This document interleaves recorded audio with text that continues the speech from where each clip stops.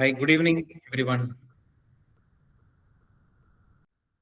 മാത്ലാബ് ഇൻസ്റ്റിറ്റ്യൂട്ടിന്റെ CSIR net mathematics exam July 28 Monday നടക്കുകയാണ്. അപ്പൊ അതിന്റെ ഒരു ഇമ്മീഡിയറ്റ് സ്ട്രാറ്റജി പ്ലാനിങ് റിലേറ്റഡ് ആയിട്ടുള്ള ഒരു വർക്ക്ഷോപ്പാണ്, half an hour session. So welcome all of you to this session.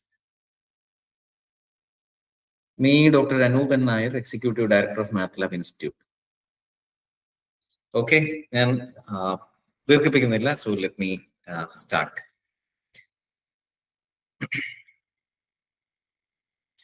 അപ്പോൾ എക്സാമിന് വേണ്ടിയിട്ട് ഒരുപക്ഷെ എല്ലാവരും ഇത് പഠിച്ചു കഴിഞ്ഞിട്ടുണ്ടാവും എന്ന് വിചാരിക്കുന്നു. നിങ്ങളുടെ പ്രിപ്പറേഷൻസ് ഒക്കെ ഒരുവിധം ഒക്കെ എത്തിയിട്ടുണ്ടാവും എല്ലാവരും. അപ്പോൾ ഇനി നമ്മൾ എന്താണ് ഈ ഒരു ദിവസം കൊണ്ട് നമ്മൾ ചെയ്യാൻ പോകുന്നത് എന്നുള്ളതാണ്. അപ്പോൾ ഞാൻ ഇതിനകത്ത് ചെയ്യുന്നത് പ്രത്യേകിച്ച് ഒന്നുമില്ല. I'll tell you, I'll provide you some statistical data. അപ്പൊ കഴിഞ്ഞ വർഷങ്ങളിൽ എങ്ങനെയൊക്കെയാണ് ക്വസ്റ്റ്യൻ ചോദിച്ചിരുന്നത്, ഓരോ സെക്ഷനിൽ നിന്നും എങ്ങനെയൊക്കെയാണ് ക്വസ്റ്റ്യൻ ചോദിച്ചിരുന്നത് എന്നൊരു ഐഡിയ നിങ്ങൾക്ക് തരിക എന്നുള്ളതാണ്. So based on that you will have to create your own strategies. അപ്പൊ അതിന് 1-2-3 സജഷൻസ് ഞങ്ങൾ ഇങ്ങനെ പ്രപ്പോസ് ചെയ്യും. ഒരുപക്ഷെ ഇതുപോലെ ഒരു സെഷൻ കഴിഞ്ഞ എക്സാമിന് മുന്നേ നമ്മൾ കണ്ടക്ട് ചെയ്തിട്ടുണ്ടായിരുന്നു. അപ്പോൾ അത് ഭയങ്കര എഫക്റ്റീവ് ആയിരുന്നു എന്നതിന് ശേഷം കുട്ടികൾ പറഞ്ഞിട്ടുണ്ടായിരുന്നു. അതുകൊണ്ടാണ് ഇപ്രാവശ്യം actually it's kind of 1 week late, but still we decided to conduct it. Okay, അപ്പൊ ഒരുപക്ഷെ കഴിഞ്ഞ സെഷനിൽ കേട്ട ആൾക്കാരുണ്ടാവും. അപ്പൊ അവരെ സംബന്ധിച്ചിടത്തോളം ഓൾറെഡി ചില സ്ട്രാറ്റജീസ് ഒക്കെ ബിൽഡ് ചെയ്തിട്ടുണ്ടാവാം. അപ്പോൾ നമ്മൾ ഇതിനകത്തേക്ക് ഇപ്പൊ റീസെന്റ് കഴിഞ്ഞ എക്സാമിന്റെ ഒരു സ്റ്റാറ്റിസ്റ്റിക്സും കൂടെ നമ്മൾ ഇതിനകത്തേക്ക് ആഡ് ചെയ്തിട്ടുണ്ട്. അപ്പൊ നിങ്ങൾക്ക് ഒരു ഐഡിയ കിട്ടും. ഓക്കെ, ഇങ്ങനെയൊക്കെ ആയിരിക്കാം ഇത് സംഭവിക്കുക. അപ്പൊ എന്തൊക്കെ പ്ലാനിങ്ങുകളാണ് നടത്തേണ്ടത്, അപ്പൊ അതിനു വേണ്ടി തയ്യാറെടുക്കാൻ നിങ്ങൾക്ക് ഒരു ദിവസമുണ്ട്. സോ അങ്ങനെ ഒരു പ്ലാനിങ്, ഒരു സ്ട്രാറ്റജി ഉണ്ടാക്കിയിട്ട് എക്സാം എഴുതാൻ പോകും. I think all of you are from Kerala, so I would like to stick on in Malayalam. Okay, I think that will be fine. All right. അപ്പോ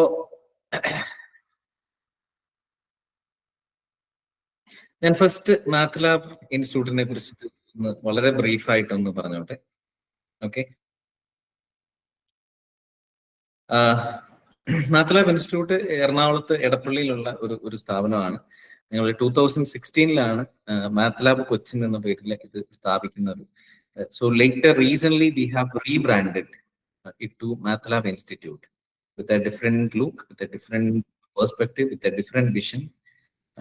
ഞങ്ങൾ ഈ കമ്മിങ് ഓഗസ്റ്റ് മുതൽ പുതിയ ഒരു മേക്ക് ഓവറിലേക്ക് പോവുകയാണ്. Okay, so what we do, നമ്മൾ ചെയ്യുന്ന ഇത്രയും കാര്യങ്ങളാണ്. As you all no, definitely we started from IIT JAM and other MSc entrance exam and definitely net JRF training. അതായിരുന്നു 2016 ഓൺവേർഡ്സ് നമ്മൾ കണ്ടിന്യൂസ് ആയിട്ട് ചെയ്തുകൊണ്ടിരുന്നത്. പക്ഷേ അതിന് ഇടയ്ക്ക് നമ്മളിപ്പോൾ സെറ്റ് മാത്തമാറ്റിക്സിന്റെ കോഴ്സ് അവൈലബിൾ ആണ്. Some add on programs for college batches, കോളേജുകൾക്ക് ആഡ് ഓൺ പ്രോഗ്രാംസ് നമ്മൾ സർട്ടിഫൈ ചെയ്യുന്നുണ്ട്. അതുപോലെ and our next program, which is going to be launched in the September of this year, that is Visual Math Foundation. Another program for all the school students. We are going to launch that program. And MATLAB Institute is not just ഒരു net ജാമിനൊക്കെ മാത്രം training കൊടുക്കുന്ന ഒരു സ്ഥാപനമല്ല. ഒരു ദൃശ്യഗണിതം എന്ന് പറയുന്ന ഒരു product develop ചെയ്യുന്ന company കൂടിയാണ്. ഓക്കെ, അപ്പോ ദൃശ്യഗണിതം എന്ന് പറയുന്നത് നിങ്ങൾ ഒരുപക്ഷെ കേട്ടിട്ടുണ്ടാവും പേര്. മാത്ത് കോൺസെപ്റ്റ് വിഷ്വലൈസേഷൻ ടൂൾ ആണ്. പേരിൽ ഉള്ളതുപോലെ തന്നെ എല്ലാ മാത്തമാറ്റിക്കൽ കോൺസെപ്റ്റുകളെയും ഇന്ററാക്റ്റീവ് ആയിട്ട് വിഷ്വലൈസ് ചെയ്ത് കണ്ട് പഠിക്കാനും പഠിപ്പിക്കാനും യൂസ് ചെയ്യുന്ന ഒരു ടൂളാണ്. Okay, so that is MATLAB Institute. Fine. അപ്പോൾ നമ്മൾ നെറ്റ് ജാം അല്ലെങ്കിൽ നമ്മുടെ എഡ്യൂക്കേറ്റേഴ്സിനെ സംബന്ധിച്ചിടത്തോളം, അല്ലെങ്കിൽ നിങ്ങളെ പോലെയുള്ള net jam MSc entrance exam preparation വരുന്ന കുട്ടികളെ സംബന്ധിച്ചിടത്തോളം നമ്മൾ അവർക്ക് കൊടുക്കുന്നത് ഫെസിലിറ്റീസ് എല്ലാം കൊടുക്കും. ഞങ്ങൾ എപ്പോഴും പറയാറുണ്ട്, നമ്മൾ കോമ്പറ്റേറ്റീവ് എക്സാമിനേഷന് വേണ്ടി, എസ്പെഷ്യലി മാത്സ് റിലേറ്റഡ് ആയിട്ടുള്ള കോമ്പറ്റേറ്റീവ് എക്സാമിനേഷന് വേണ്ടി പ്രിപ്പയർ ചെയ്യാൻ വരുമ്പോൾ നമ്മൾ അവരെ ഫെസിലിറ്റേറ്റ് ചെയ്യാം. അതായത് നമ്മൾ നല്ല ക്ലാസ്സുകൾ കൊടുക്കും, നല്ല ലൈബ്രറി കൊടുക്കും, നല്ല ഡിസ്കഷൻ ഫോറംസിനുള്ള സ്പേസുകൾ കൊടുക്കും. എക്സ്പ്ലോർ ചെയ്യേണ്ടത് കുട്ടികൾ തന്നെയാണ്. ആ എക്സ്പ്ലോറേഷൻ ആണ് അൾട്ടിമേറ്റ്ലി അവരെ ഒരു വിന്നറാക്കി മാറ്റുന്നത്. അത് ഏത് കോമ്പറ്റേറ്റീവ് എക്സാമിനേഷൻ ആയിക്കോട്ടെ, അതിനുള്ള എല്ലാ ഫെസിലിറ്റിയും നമ്മൾ പ്രൊവൈഡ് ചെയ്യും. Continuously will be providing it. Okay, അപ്പൊ അങ്ങനെ ഒരു സ്ഥാപനമാണ് MATLAB Institute. Okay, directly let's move to the content. Okay, അപ്പോൾ ഈ സ്ലൈഡിനകത്ത് ചില കാര്യങ്ങൾ നെറ്റിന് പ്രിപ്പയർ ചെയ്യുന്ന ആദ്യകാലം മുതലുള്ള കുട്ടികൾക്ക് വേണ്ടിയിട്ടുള്ളതാണ്. അപ്പൊ ഈ പോർഷൻസ് എല്ലാം കഴിഞ്ഞിട്ടാണ് നമ്മൾ ഇരിക്കുന്നത്, അതുകൊണ്ട് ഈ ഒരു ഭാഗം ഞാൻ എക്സ്പ്ലോർ ചെയ്യുന്നില്ല. പർപ്പസിനെ കുറിച്ചൊന്നും പറയേണ്ട ആവശ്യമുണ്ടെന്ന് എനിക്ക് തോന്നുന്നില്ല. നിങ്ങൾ ടൈം ഇൻവെസ്റ്റ് ചെയ്ത് ഒരു പെർട്ടിക്കുലർ ടൈം നിങ്ങൾ ഇൻവെസ്റ്റ് ചെയ്തിട്ടാണ് നിങ്ങൾ ഈ മൺഡേയിലുള്ള എക്സാം എഴുതാൻ പോകുന്നത്. അപ്പൊ അതുകൊണ്ട് അതിനെക്കുറിച്ചും ഡീറ്റെയിൽ ആയിട്ടുള്ള ഡിസ്കഷൻ വേണമെന്ന് എനിക്ക് തോന്നുന്നില്ല. പക്ഷെ സിലബസിനെ കുറിച്ച് ഒരു ബേസിക് അവയർനെസ് അറിഞ്ഞിരിക്കുന്ന നല്ലതാണ്. 4 യൂണിറ്റ് ആണ് ഉള്ളത്. യൂണിറ്റ് 1 അനാലിസിസും റിയൽ അനാലിസിസും ലീനിയർ ഓൾജിബ്രയാണ് unit 1. Unit 2 complex analysis, abstract algebra and topology ആണ്. യൂണിറ്റ് 3 അപ്ലൈഡ് മാത്തമാറ്റിക്സ് ആണ്. ODE, PDE, numerical analysis, calculus of variation, integral equation, mechanics എന്നൊക്കെ ടോപ്പിക്കുകളാണ്. And in unit 4 that is exclusively for probability statistics and applied statistics. Okay, ഇങ്ങനെ 4 unit ആയിട്ടാണ് തിരിച്ചിട്ടുള്ളത്. Okay, എക്സാമിന്റെ പാറ്റേണിനെ കുറിച്ചും നിങ്ങൾക്ക് കൃത്യമായിട്ടൊരു അറിവ് ഉണ്ടായിരിക്കണം. ഇനി ഇല്ലെങ്കിലും ഒന്ന് നോട്ട് ചെയ്ത് വെക്കുക. 3 hour എക്സാം ആണ്. ഓക്കെ, 3 സെക്ഷൻസ് ആണുള്ളത്. A general aptitude, B subject ആണ്, C പാർട്ടും സബ്ജക്ട് തന്നെയാണ്. അതിൽ B പാർട്ടിൽ വരുന്നത് A പാർട്ടും B പാർട്ടും കംപ്ലീറ്റ് MCQ ക്വസ്റ്റ്യൻസ് ആണ്. C പാർട്ടിൽ MSQ ക്വസ്റ്റ്യൻസ് ആണ്. അതായത് C പാർട്ടിൽ നമുക്ക് 4 ഓപ്ഷൻസ് തന്നിട്ട് ഒന്നിൽ കൂടുതൽ ഓപ്ഷൻസ് കറക്റ്റ് ആയിരിക്കാം. അപ്പൊ എക്സാക്ട്ലി ഏതൊക്കെ ക്വസ്റ്റ്യൻസ് ആണോ കറക്റ്റ് ഉള്ളത് അത് മാത്രം സെലക്ട് ചെയ്ത് തരണം. അതാണ് MSQ എന്ന് പറയുന്നത്. അതിൽ A പാർട്ടിൽ ഒരു ക്വസ്റ്റ്യന് 2 മാർക്കാണ്, B പാർട്ടിൽ ഒരു ക്വസ്റ്റ്യന് 3 മാർക്കാണ്, C പാർട്ടിൽ ഒരു ക്വസ്റ്റ്യന് 4.75 മാർക്സ് ആണ്. A പാർട്ടിനും B പാർട്ടിനും നെഗറ്റീവ് മാർക്സ് ഉണ്ട്. എന്ന് വെച്ചാൽ 2 മാർക്ക് A പാർട്ടിൽ ഒരു ക്വസ്റ്റ്യൻ അറ്റൻഡ് ചെയ്താൽ 2 മാർക്കാണ്, ഒരെണ്ണം തെറ്റിയാൽ 0.5 മാർക്ക്, അതായത് 1/4 മാർക്കാണ് നെഗറ്റീവ് മാർക്കായിട്ട് പോവുക. B പാർട്ടിലും അതുപോലെ തന്നെ 1/4 നെഗറ്റീവ് മാർക്കാണ്. 3 മാർക്ക് ഉണ്ടെങ്കിൽ 0.75 മാർക്ക് നമുക്ക് അതിൽ നിന്ന് പോകും, 1/4 അല്ലെ. C പാർട്ടിൽ നെഗറ്റീവ് ഇല്ല, MSQന് നെഗറ്റീവ് ഇല്ല. ഓക്കെ, അപ്പോൾ നിങ്ങൾ അറ്റൻഡ് ചെയ്യേണ്ടത് അവരൊരു ക്രൈറ്റീരിയ പറഞ്ഞിട്ടുണ്ട്. A പാർട്ടിൽ നിന്നും 15 ക്വസ്റ്റ്യൻസ് അറ്റൻഡ് ചെയ്യാം മാക്സിമം, B പാർട്ടിൽ നിന്ന് 25 ക്വസ്റ്റ്യൻസ് അറ്റൻഡ് ചെയ്യാം, C പാർട്ടിൽ നിന്ന് 20 ക്വസ്റ്റ്യൻസ് അറ്റൻഡ് ചെയ്യാം. ടോട്ടൽ മാർക്ക് വരുന്നത് 200-ലാണ്. അപ്പൊ ഇങ്ങനെയാണ് ഇതിന്റെ ഒരു പാറ്റേൺ ഉള്ളത്. ഓക്കെ, ഇതിനെക്കുറിച്ച് നല്ലൊരു അവയർനെസ് ഉണ്ടായിരിക്കണം. സോ അത്യാവശ്യം ഇല്ലാത്ത ഓരോന്ന് നോട്ട് ചെയ്ത് വെക്കുന്നത് നല്ലതാണ്. ഓൾറൈറ്റ്, അപ്പോൾ ചോദ്യം ഇതാണ്, എന്താണ് നിങ്ങളുടെ ഒരു സ്ട്രാറ്റജി? നിങ്ങൾ എന്തെങ്കിലും ഒരു സ്ട്രാറ്റജി ഇതിനു വേണ്ടിയിട്ട് ബിൽഡ് ചെയ്തിട്ടുണ്ടോ എന്നുള്ളതാണ് ചോദ്യം. ഓക്കെ, അതായത് നിങ്ങൾ എത്രയും ഒരു സ്കോർ ടാർഗറ്റ് ചെയ്യുന്നുണ്ടോ? നിങ്ങളുടെ ഫോക്കസ് ഏതൊക്കെ സബ്ജക്റ്റുകളിലാണ് നിങ്ങളുടെ ഫോക്കസ്? ഓരോ സെക്ഷനിലെയും സ്പെസിഫിക് സബ്ജക്റ്റുകളിൽ നിന്നും നിങ്ങൾ എന്തെങ്കിലും ക്വസ്റ്റ്യൻസ് എത്ര എണ്ണം ചെയ്യണം എന്ന് പ്ലാൻ ചെയ്തിട്ടുണ്ടോ? ഓക്കെ, ഇതാണ് നമ്മൾ ശ്രദ്ധിക്കേണ്ട ഒരു കാര്യം. അങ്ങനെ ആർക്കെങ്കിലും ഒരു പ്ലാനിങ് കൃത്യമായിട്ട് നിങ്ങൾ ചെയ്തിട്ടുണ്ടോ എന്നുള്ളതാണ്. ഒരു പക്ഷേ ഞാനിത് പറഞ്ഞതിന് ശേഷം നിങ്ങളുടെ ചിന്താഗതിക്ക് എന്തെങ്കിലും മാറ്റം വരുന്നുണ്ടോ എന്ന് മാത്രം നോക്കാം. കുറച്ചുകൂടി സ്പെസിഫിക് ആണ്. അതായത് നെറ്റ് കിട്ടുക എന്നുള്ളത് നമ്മൾ സബ്ജക്ട് എത്രമാത്രം പഠിച്ചു എന്നതിനെ മാത്രമല്ല, how you are going to utilise those 3 hours. ആ 3 മണിക്കൂറിൽ നമ്മൾ പഠിച്ച കാര്യങ്ങൾ എങ്ങനെ നിങ്ങൾ ടാർഗറ്റ് ചെയ്യുന്ന അല്ലെങ്കിൽ നെറ്റ് അല്ലെങ്കിൽ JRF കിട്ടാൻ ആവശ്യമായ സ്കോറിലേക്ക് എത്തും എന്നതാണ് നിങ്ങളെ ഇതിനകത്ത് വിജയികളാക്കുന്നത്, അല്ലെ? അപ്പൊ അതിനെക്കുറിച്ചുള്ള ഈ സ്റ്റാറ്റിസ്റ്റിക്സ് തരുമ്പോൾ ഒരു പക്ഷേ നിങ്ങൾക്ക് മനസ്സിലാവുമായിരിക്കും. Let's see. ഓക്കെ, അപ്പോ ഇതാണ് ക്വസ്റ്റ്യൻസ് ചോദിക്കുന്ന ഒരു പാറ്റേൺ. ഇങ്ങനെയാണ് ചോദിക്കുക. യൂണിറ്റ് 1 നിന്നും 30% question is from unit 1. പെർസെന്റേജിലാണ് 30%. Okay, അതുപോലെ യൂണിറ്റ് 2 നിന്നും 20%, യൂണിറ്റ് 3 നിന്നും 20%, യൂണിറ്റ് 4 നിന്നും 30%. ഇവിടെ നോക്കിയാൽ കാണാൻ പറ്റും 1 നിന്നും 4 നിന്നും ആണ് കൂടുതൽ ക്വസ്റ്റ്യൻസ് ചോദിക്കുക. 30% ക്വസ്റ്റ്യൻസ് ചോദിക്കുന്നത് യൂണിറ്റ് 1 നിന്നും യൂണിറ്റ് 2 നിന്നും ആയിരിക്കും. ഓക്കെ, അതാണ് എൻ്റെ ഒരു ഹൈലൈറ്റ്. അപ്പൊ യൂണിറ്റ് 1 നിന്ന് അത്രയും ക്വസ്റ്റ്യൻ ചോദിക്കാനുള്ള ഒരു കാര്യം എന്ന് വെച്ചാൽ യൂണിറ്റ് 1 is for നിങ്ങൾക്കറിയാലോ, സ്റ്റാറ്റിസ്റ്റിക്സും മാത്സിനും കോമൺ എക്സാമിനേഷൻ ആണ്. അപ്പോൾ സ്റ്റാറ്റിസ്റ്റിക്സ് എഴുതുന്ന കുട്ടികൾക്കും അവർ സ്റ്റാറ്റിസ്റ്റിക്സ് മാത്രമായിരിക്കില്ല പഠിക്കുക, അവർക്ക് പിന്നെ പഠിക്കാൻ പറ്റുന്ന ഒരു സെക്ഷൻ എന്ന് പറയുന്നത് യൂണിറ്റ് 1 ആണ്. അപ്പൊ യൂണിറ്റ് 1 ക്വസ്റ്റ്യൻസ്, അതായത് റിയൽ അനാലിസിസും ലീനിയർ ഓൾജിബ്രയും നോർമലി നമ്പർ ഓഫ് ക്വസ്റ്റ്യൻസ് കൂടുതലായിരിക്കും. അത് ഈ ഒരു ഉദ്ദേശം വെച്ചിട്ടിട്ടുള്ളതാണ്. ഓക്കെ, അപ്പൊ അതുകൊണ്ടാണ് ആ പെർസെന്റേജ് വേരിയേഷൻ. യൂണിറ്റ് അപ്പൊ നമ്മളെ സംബന്ധിച്ച് നമ്മൾ ഇതിനകത്ത് എക്സ്പേർട്ട് ആയിട്ടുള്ളത്, ഞാൻ വിചാരിക്കുന്ന ഇതിനകത്ത് കൂടുതലും മാത്തമാറ്റിക്സുകാരാണ് എന്ന രീതിയിലാണ് ഞാൻ സംസാരിക്കുന്നത് കേട്ടോ. There can be statistics people also here. അപ്പോൾ അവർക്ക് അവരുടേതായ ഒരു സ്ട്രാറ്റജി ബിൽഡ് ചെയ്യാം. അവർ കൂടുതലും ഫോക്കസ് ചെയ്യേണ്ടത് തീർച്ചയായിട്ടും 4ഉം 1ഉം തന്നെ ആയിരിക്കും. പക്ഷെ നമുക്ക് മാത്തമാറ്റിക്സുകാർക്ക് ഏതൊക്കെ ആയിരിക്കാം? 1, 2 and 3 അല്ലെ? അപ്പൊ 1ലാണ് ലീനിയർ ഓൾജിബ്ര, റിയൽ അനാലിസിസ്, 2ലാണ് അബ്സ്ട്രാക്ട് ഓൾജിബ്ര, കോംപ്ലക്സ് അനാലിസിസ്, 3ലാണ് ODE, PDE പോലെയുള്ള ബാക്കിയുള്ള ചെറിയ സബ്ജക്റ്റുകളൊക്കെ വരാം. ഓക്കെ, അപ്പൊ 30, 20, 50, 70% മാർക്ക് നമുക്ക് മാത്തമാറ്റിക്സുകാർക്ക് മാത്രമേ ഉണ്ട് അല്ലെ? ഓക്കെ, ഒരു ഏകദേശം ഒരു ടെൻഡേറ്റീവ് മാർക്ക് സ്പ്ലിറ്റ് ആയിട്ടാണ്. ഇതൊരു ആവറേജ് സ്കോർ ആണ് കേട്ടോ. ഇതൊരു ഫിക്സഡ് ആവറേജ് എന്ന് ഞാൻ പറയുന്നില്ല, ഒരു വേരിയേഷൻസ് ആണ്. പല വർഷങ്ങളിൽ ചോദിച്ചിട്ടുള്ള മാർക്കുകൾ വെച്ചിട്ട് നമ്മൾ ഏകദേശം നമ്മളൊരു അനാലിസിസ് എടുത്തിട്ടുള്ളതാണ്. അതായത് കോംപ്ലക്സ് അനാലിസിസ് ഏകദേശം ഒരു 30s മാർക്ക് ചോദിക്കുക. എക്സാക്ട്ലി 31 അല്ല, ഒരു 30s ഒരു 25 to 35 റേഞ്ചിലൊക്കെ ആയിരിക്കും കോംപ്ലക്സ് അനാലിസിസ് ചോദിക്കാം. ഔട്ട് ഓഫ് 200 ആണ്, മാർക്കാണ് പറയുന്നത് കേട്ടോ, മാർക്കാണ്. അബ്സ്ട്രാക്ട് ഓൾജിബ്രയും ഈ പറഞ്ഞ പോലെ ഒരു 29 to 37 റേഞ്ചിലാണ് വരിക. And topology is from 12.5 to 17. അതായത് നോർമലി ക്വസ്റ്റ്യൻസ് കുറവായിരിക്കും, ടോപ്പോളജിയിലും ക്വസ്റ്റ്യൻസ് കുറവായിരിക്കും എന്നാണ് മെയിൻ ചെയ്യാം. And you see this real analysis questions total mark ചോദിക്കുന്നത് 60 മുതൽ 71 മാർക്കിനുള്ള ക്വസ്റ്റ്യൻസ് ആണ് ചോദിക്കുക.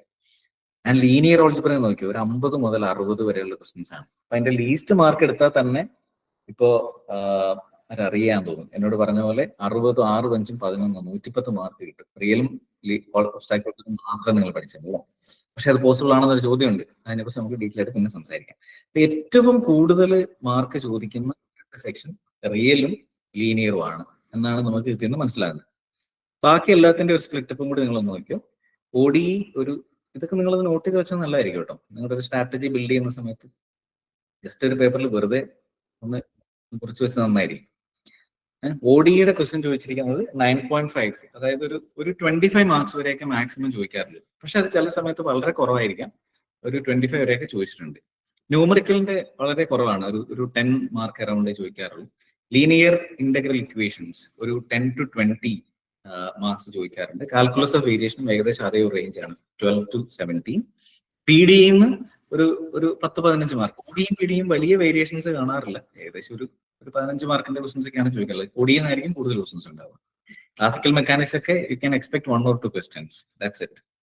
ഓക്കെ, അപ്പൊ ഏകദേശം ഒരു പാറ്റേൺ നിങ്ങൾക്ക് മനസ്സിലായെന്ന് വിചാരിക്കുന്നു.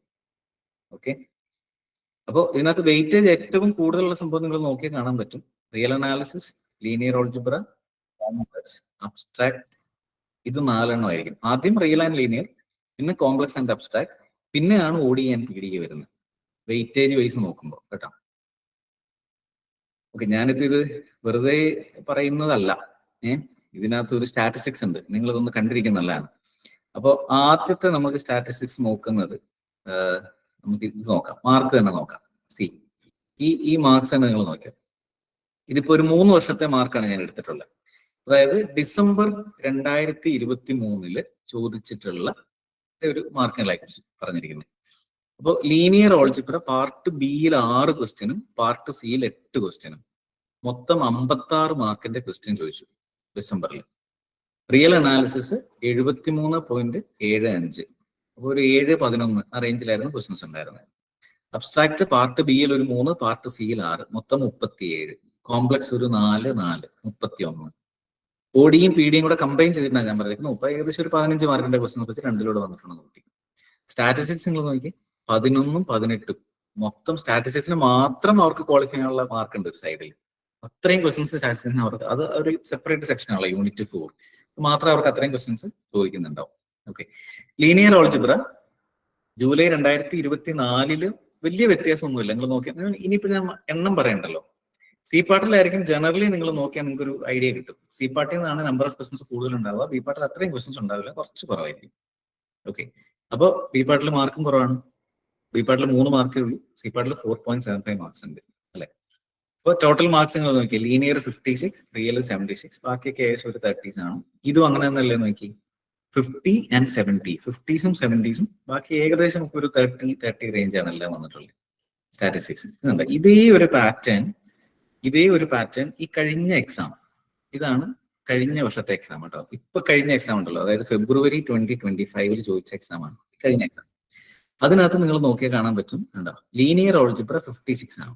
പക്ഷെ റിയൽ കുറച്ച് കുറഞ്ഞിട്ടുണ്ട്, ഒരു 60 സംതിങ് റിയലിൽ നിന്നുണ്ടായിരുന്നു. ബട്ട് സ്റ്റിൽ ഇറ്റ് ഇസ് 5 + 6 110 അല്ലെ? ഒരു 100-ന് മുകളിൽ എന്തായാലും മാർക്ക് ഉണ്ട്. അബ്സ്ട്രാക്ട്, കോംപ്ലക്സ്, ODPD ഒക്കെ ഏകദേശം 30s ആണ്. പക്ഷെ കമ്പാരിറ്റീവ്ലി 1-2 ക്വസ്റ്റൻസ് ഒക്കെ കൂടുതൽ ചോദിച്ചിട്ടുണ്ട്. അതാണ് മോർ ദാൻ 30 ഒക്കെ വന്നിട്ടുള്ളത്. സ്റ്റാറ്റിസ്റ്റിക്സ് ഒബ്വിയസ്ലി മോർ ദാൻ 100 മാർക്സിന്റെ ക്വസ്റ്റൻസ് എന്തായാലും സ്റ്റാറ്റിസ്റ്റിക്സ് ചോദിച്ചിട്ടുണ്ടാവും.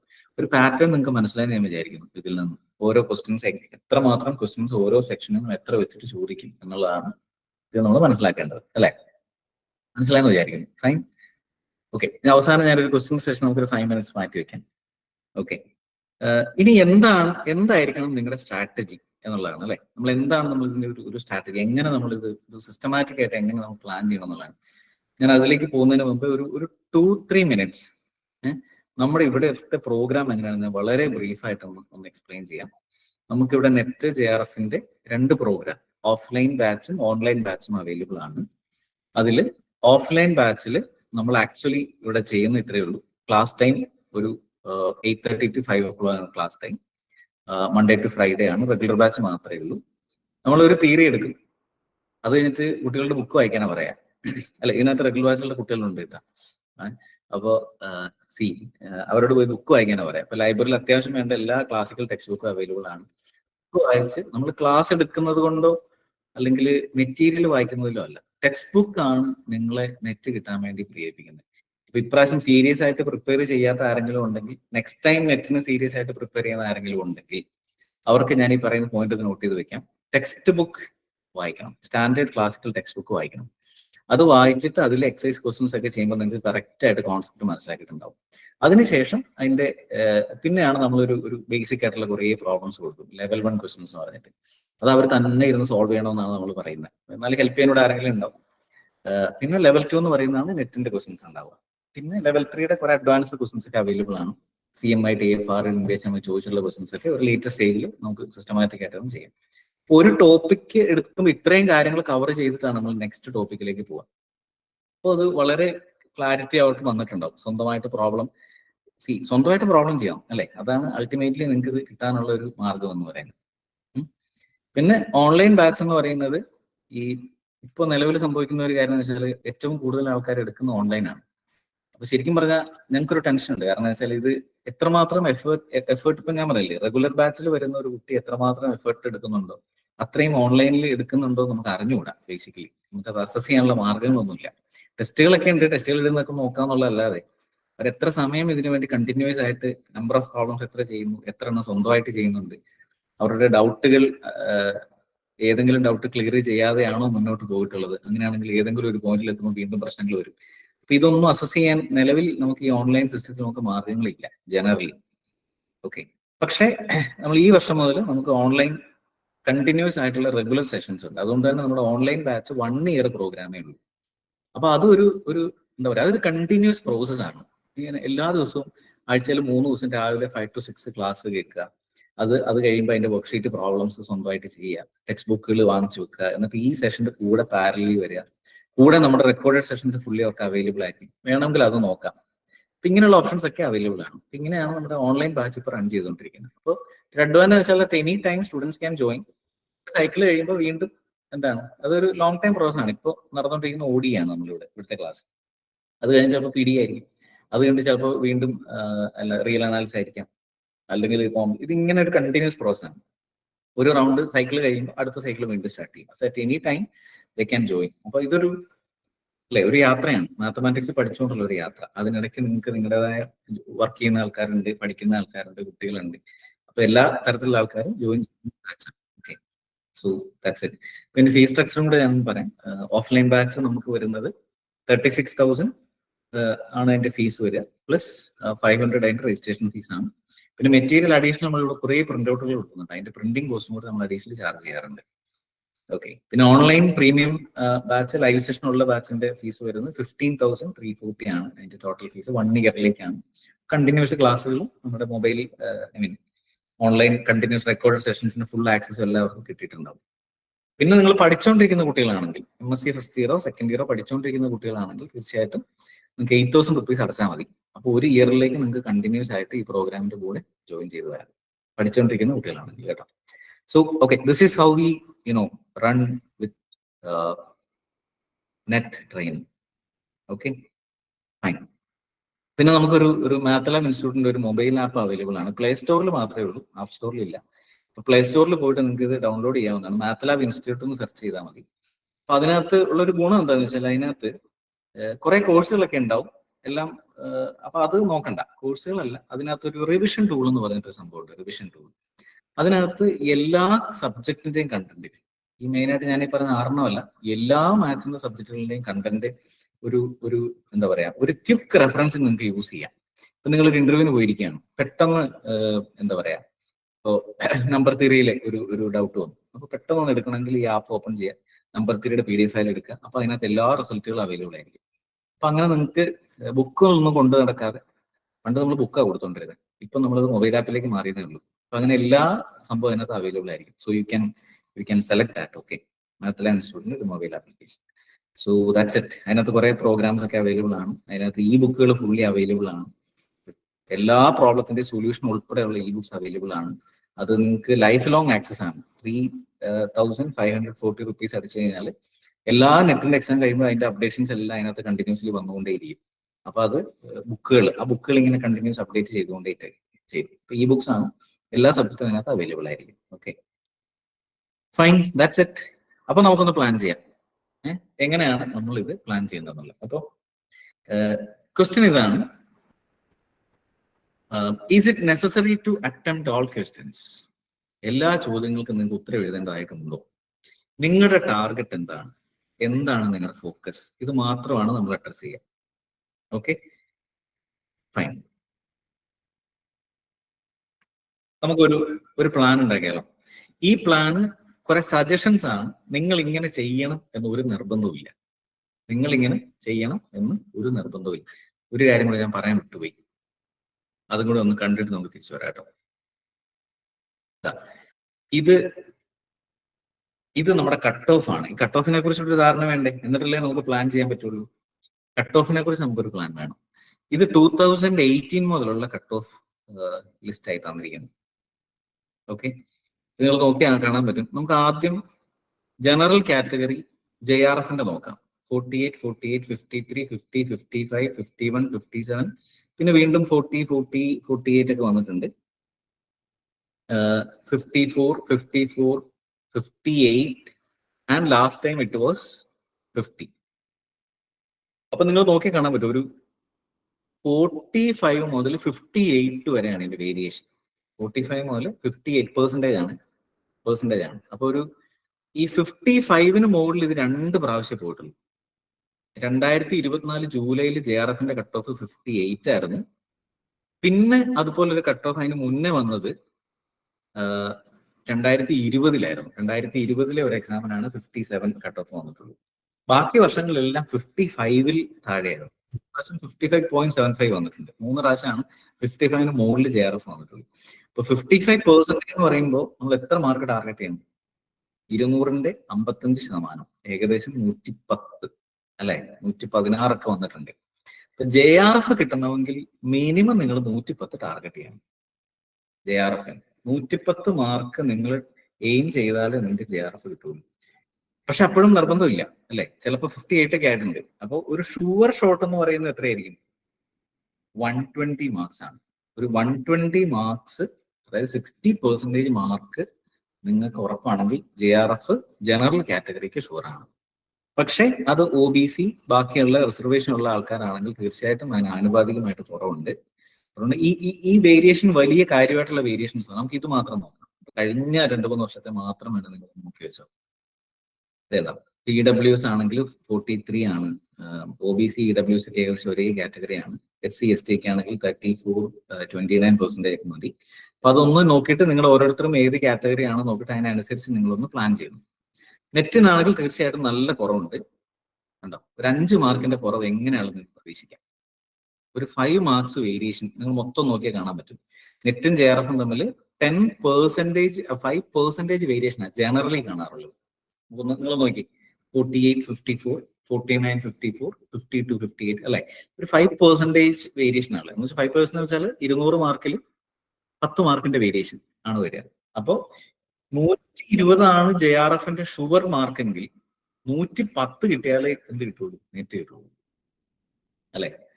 അപ്പോൾ നിങ്ങൾ ആലോചിക്കുക. ഇനി അതിനനുസരിച്ച് ബാക്കി ഓരോരുത്തരും ഒന്ന് പ്ലാൻ ചെയ്ത് വെക്കുക. എത്ര മാർക്ക് നിങ്ങളുടെ കാറ്റഗറി അനുസരിച്ച് നിങ്ങൾ എത്ര മാർക്കാണ് നിങ്ങളുടെ ടാർഗറ്റ്, അത് ആദ്യം ഫിക്സ് ചെയ്യാം. നിങ്ങളുടെ മാർക്ക് എത്ര നിങ്ങൾ എഴുതിയാലാണ് നിങ്ങൾക്ക് ക്വാളിഫൈ ചെയ്യാൻ പറ്റുക എന്നുള്ള ആദ്യം ഫിക്സ് ചെയ്യാം. അതും എക്സാക്ട്ലി ഫിക്സ് ചെയ്യണമെന്നില്ല, ഒരു കുറച്ച് കൂട്ടി വെച്ചാൽ മതി. ഇപ്പൊ നിങ്ങൾ 110 ആണ് എയിം ചെയ്യുന്നതെങ്കിൽ ഒരു 120 ആക്കിക്കോ, ഒരു 10 മാർക്ക് കൂടുതൽ ഇട്ടാൽ മതി. അത് മതി, ജെന്യുവൻ ആയിട്ട് തന്നെ നിങ്ങൾ ഇട്ടോ, അതായിരിക്കും വർക്കൗട്ട് ആവുക.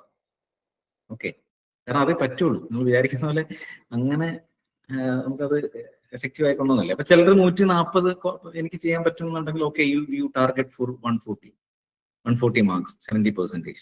ഓക്കെ, ഡിപ്പെൻസ് കേട്ടോ. ഇത് നിങ്ങളത് പ്ലാൻ ചെയ്യാം. ക്ലിയർ ആണല്ലോ? ഓക്കെ, അപ്പോൾ ഞാൻ 2-3 സ്ട്രാറ്റജീസ് പറയാം. നിങ്ങൾ ടാർഗറ്റ് ചെയ്യുന്നത് ഒരു ഇങ്ങനെ നിങ്ങൾ എക്സാം എഴുതാൻ പറ്റണം. ഇതാണ് ഞാൻ ഫൈനലി നമ്മൾ ഇത് അഡ്രസ് ചെയ്യാൻ പോകുന്ന ഇഷ്യൂ. ഇതാണ് നിങ്ങളുടെ ടാർഗറ്റ്.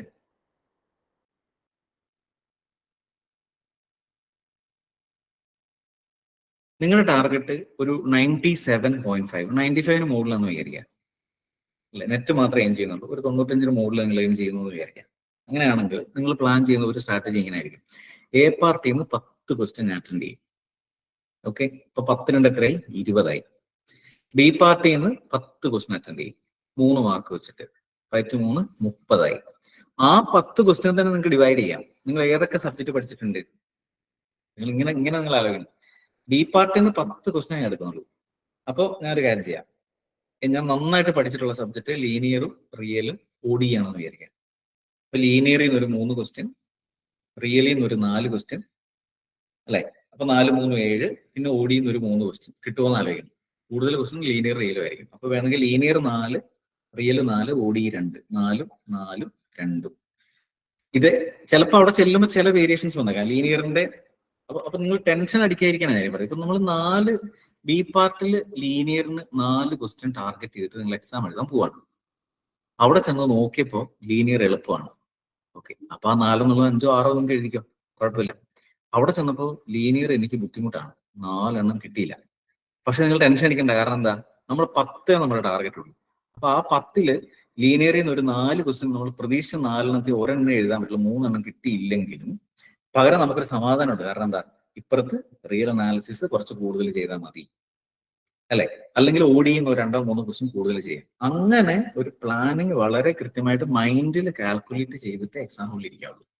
അപ്പൊ നിങ്ങൾക്ക് ടെൻഷൻ ഇല്ലാതെ ഈ ടൈം മാനേജ് ചെയ്ത് കൃത്യമായിട്ട് എഴുതാൻ പറ്റും. മനസ്സിലായി? അപ്പൊ സി പാർട്ടിൽ നിന്ന് ഒരു 10 ക്വസ്റ്റ്യങ്ങൾ എഴുതുകയാണ്. അപ്പൊ കറക്റ്റ് 97.5 മാർക്ക് എത്തി. എയിൽ 10, ബിയിൽ 10, സിയിൽ 10, 30 ക്വസ്റ്റ്യൻ. പക്ഷെ നമ്മുടെ ടാർഗറ്റ് എത്തുന്നില്ലല്ലോ.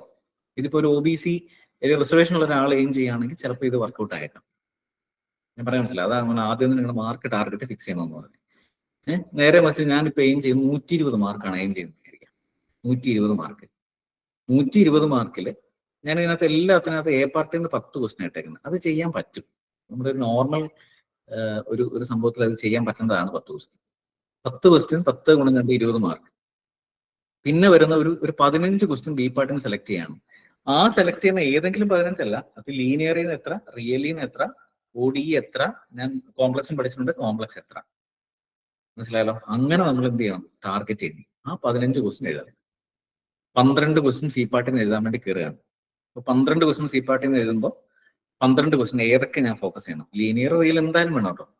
ആദ്യമേ പറഞ്ഞു, ലീനിയറും റിയലും ഒഴിവാക്കിയിട്ട് ബുദ്ധിമുട്ടായിരിക്കും എന്ന് വെച്ചാൽ കിട്ടില്ല എന്നല്ല, എങ്കിലും ഒരു ഏറ്റവും കൂടുതൽ ഞാൻ കണ്ടല്ലോ, നിങ്ങൾ ഡേറ്റ കണ്ടല്ലോ, ഏറ്റവും കൂടുതൽ ക്വസ്റ്റ്യൻ ചോദിക്കുന്നത് ലീനിയറും റിയലുമാണ്. അപ്പൊ അതിൽ നിന്ന് കൂടുതൽ ക്വസ്റ്റ്യൻസ് വരും. അത് ഫോക്കസ് ചെയ്തിട്ട് തന്നെ ഇരിക്കണം. ഓക്കെ, അപ്പൊ 12 ക്വസ്റ്റ്യൻസ് ആണ് അതിൽ നമ്മൾ ടാർഗറ്റ്. അപ്പൊ 120 കംഫർട്ടബിൾ ആണ്. അപ്പൊ 15 10 25 10 35 37 ക്വസ്റ്റ്യൻസ് നിങ്ങൾ എഴുതിയാൽ മതി. ഈ 37 ക്വസ്റ്റ്യൻ ഏതൊക്കെ സെക്ഷനിൽ നിങ്ങൾ എത്ര എണ്ണം വെച്ചിട്ട് എഴുതും, അങ്ങനെ വരെ പ്ലാൻ ചെയ്തിട്ട് വേണം നിങ്ങൾ പോവാൻ. മനസ്സിലായോ?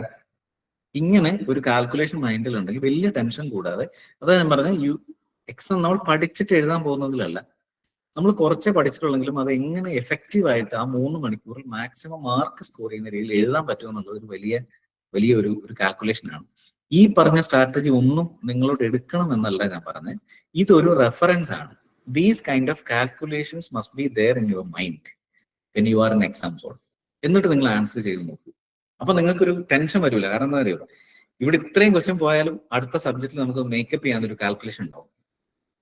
മനസ്സിലായി? പിന്നെ ഓരോന്നിനും ഇൻഡിവിജ്വൽ കട്ട് ഓഫ് ഇല്ല, ടോട്ടൽ മാർക്കേ അവർ നോക്കുള്ളൂ. അപ്പൊ അതുകൊണ്ട് എ പാർട്ടിൽ നിന്ന് എനിക്ക് 10 ക്വസ്റ്റ്യൻ ചെയ്യാൻ പറ്റിയില്ലെങ്കിലും അതിനെ എവിടെ കോമ്പൻസേറ്റ് ചെയ്തോണം. ബി പാർട്ടിൽ അതിനനുസരിച്ച് ചിലപ്പോൾ ഒരു എ പാർട്ടിലെ ഒരു ക്വസ്റ്റ്യൻ 2 മാർക്കാ, ബി പാർട്ടിലെ അപ്പൊ അത്രയും ചെയ്യേണ്ടതുണ്ട്. എ പാർട്ടി 2 ക്വസ്റ്റ്യൻ ചെയ്യാൻ പറ്റിയില്ലെങ്കിലും ബി പാർട്ടിൽ നിന്ന് ഒരു ക്വസ്റ്റ്യൻ റെഡി ആയാൽ മതിയല്ലോ, 3 മാർക്ക് കിട്ടും. അല്ലെ? അപ്പൊ ഈ തരത്തിലുള്ള കാൽക്കുലേഷൻസ് നമ്മുടെ മൈൻഡിൽ വേണം എന്നുള്ളതാണ് മെയിൻ ആയിട്ടുള്ള കാര്യം. ക്ലിയർ ആയെന്ന് വിചാരിക്കുന്നു. ഓക്കെ, ഇത്രയും കാര്യങ്ങൾ എനിക്ക് പറയാനുള്ളത്. ടൈം മാനേജ്മെന്റിനെ കുറിച്ച് ഔദ്യോഗികമായിട്ട് പറയാൻ ഞാൻ ആളല്ല, ബട്ട് എങ്കിലും ഒരു സജഷൻ ഇതാണ്. എ പാർട്ടിന് വേണ്ടിയിട്ട് മാക്സിമം ഒരു അരമണിക്കൂറേ ചിലവാക്കാവുള്ളൂ. അരമണിക്കൂർ, 30 മിനിറ്റ്സ്. ഞാൻ ഒഫീഷ്യലി അതിൽ എഴുതാത്ത എന്താണെന്ന് വെച്ചാൽ അതങ്ങനെ ഒരു ടൈം നമ്മൾ പറയുന്നതിൽ ഒരു കാര്യമില്ല. അത് ഓരോരുത്തരുടെയും മാത്രം ഡിപ്പെൻഡ് ചെയ്യുന്ന കാര്യമാണ്. ബട്ട് അഗെയിൻ ഒരു 30 മിനിറ്റ്സ് ഫോർ എ പാർട്ട്, അതിൽ കൂടുതൽ 1 മിനിറ്റ് പോലും കൂടുതൽ എടുക്കരുത്. ബി പാർട്ടിന് വേണ്ടി ഒരു 1 അവർ എടുക്കാം, അപ്പോൾ 1.5. ബാക്കി 1.5 അവർ സി പാർട്ടിനും എടുക്കാം. അപ്പൊ ഏകദേശം ഒരു സിസ്റ്റമാറ്റിക് ആയിട്ടുണ്ടാവും കാര്യങ്ങൾ. അതിൽ കൂടുതൽ എടുക്കരുത്. ബി പാർട്ടി മാത്രം കുറെ ഫോക്കസ് ചെയ്യേണ്ട കാര്യമില്ല. കാരണം നിങ്ങൾക്ക് ബി പാർട്ടിലെ ഒരു ക്വസ്റ്റ്യൻ ചെയ്യുന്നതും സി പാർട്ടിലെ ഒരു ക്വസ്റ്റ്യൻ ചെയ്യുന്നതും മാർക്കിലുള്ള വേരിയേഷൻസ് കൂടുതലാണ്. അപ്പൊ അതുകൊണ്ട് always you focus, more focus should be given to C and B and then A. എക്കും ബിക്കും നെഗറ്റീവ് മാർക്കും ഉണ്ട്. ഇതെല്ലാം കൺസിഡർ ചെയ്തിട്ടുള്ള ഒരു സ്ട്രാറ്റജി നിങ്ങൾ തന്നെ ബിൽഡ് ചെയ്യുക. എന്നിട്ട് കോൺഫിഡന്റ് ആയിട്ട് എക്സാം ഹോളിൽ പോയിട്ട് നല്ല അടിപൊളിയായിട്ട് എഴുതിയിട്ട് പോരെ. ഓക്കെ, ഇത്രയും കാര്യങ്ങളാണ് പറയാനുള്ളത്. നമുക്ക് ഇതൊന്നും ഇനി ഞാനിത് പറയുന്നില്ല. അതിൽ തന്നെ ഓരോ യൂണിറ്റിൽ നിന്നും എത്ര എഴുതണമെന്നൊക്കെ പറഞ്ഞിരിക്കുന്നത് അത് നിങ്ങൾ തന്നെ ബിൽഡ് ചെയ്താൽ മതി. നിങ്ങൾ ഓരോരുത്തരും എത്ര സബ്ജക്ട് പഠിച്ചിട്ടുണ്ട് എന്നതിനെ ഡിപ്പെൻഡ് ചെയ്തിട്ടിരിക്കും. ഓക്കെ, അപ്പോ ഞാൻ ഏകദേശം വൈൻഡപ്പ് ചെയ്യാൻ പോവാണ്. ഓക്കെ, അപ്പോൾ once again let me ask you, ഇപ്പോ നിങ്ങൾക്കൊരു സ്ട്രാറ്റജി ഉണ്ടോ? ഇതാണ് എൻ്റെ ആദ്യം. നിങ്ങൾ ആദ്യം പറഞ്ഞ പോലെ ബുക്ക് കാണിക്കാൻ പറ്റും. ഓക്കെ, ഇപ്പോ ഇനി ഞാൻ ആദ്യം ചോദിച്ച ചോദ്യങ്ങൾ നിങ്ങൾ ഒന്നുകൂടി ഒന്ന് ആലോചിച്ച് നോക്കുക. നിങ്ങളൊരു ടാർഗറ്റ് സ്കോർ ഫിക്സ് ചെയ്തിട്ടുണ്ടോ? ഏതൊക്കെ സബ്ജക്റ്റുകളാണ് നിങ്ങൾ ഫോക്കസ് ചെയ്തിട്ടുള്ളത്? ഓരോ സെക്ഷനിൽ നിന്നും എത്ര ക്വസ്റ്റ്യൻസ് നിങ്ങൾ അറ്റൻഡ് ചെയ്യും? മുമ്പ് ഞാൻ ചോദിച്ച ഇപ്പൊ റിയയും ഒക്കെ എന്നോട് പറഞ്ഞതുപോലെ, അല്ലെ റിയയും വേറെ ഒരാളോട് വിളിച്ചായിരുന്നു, അവർ രണ്ടുപേരും പറഞ്ഞതുപോലെ ആ പ്ലാനിങ്ങിനകത്ത് കുറച്ചൊരു എന്തുണ്ട്, ഒരു ജനറലി എല്ലാവരും പ്ലാൻ ചെയ്യുന്ന അതിൽ കുറച്ചും കൂടി നമ്മൾ ഒരു കൃത്യത വരുത്തിയിട്ട് പോവുകയാണെങ്കിൽ നിങ്ങൾ കുറച്ചുകൂടെ കോൺഫിഡന്റ് ആയിട്ട് ഇത് എഴുതാൻ പറ്റും. ഓക്കെ, ഇതാണ് ബുക്കിന്റെ ഡീറ്റെയിൽസ്. ഇതാണ്. ഓക്കെ, വേണമെങ്കിൽ ഒരു ഫോട്ടോ എടുത്ത് വെച്ചോളൂ. Okay, അപ്പോൾ thank you so much and all the best. Just be confident and write the exam and be the winners of this.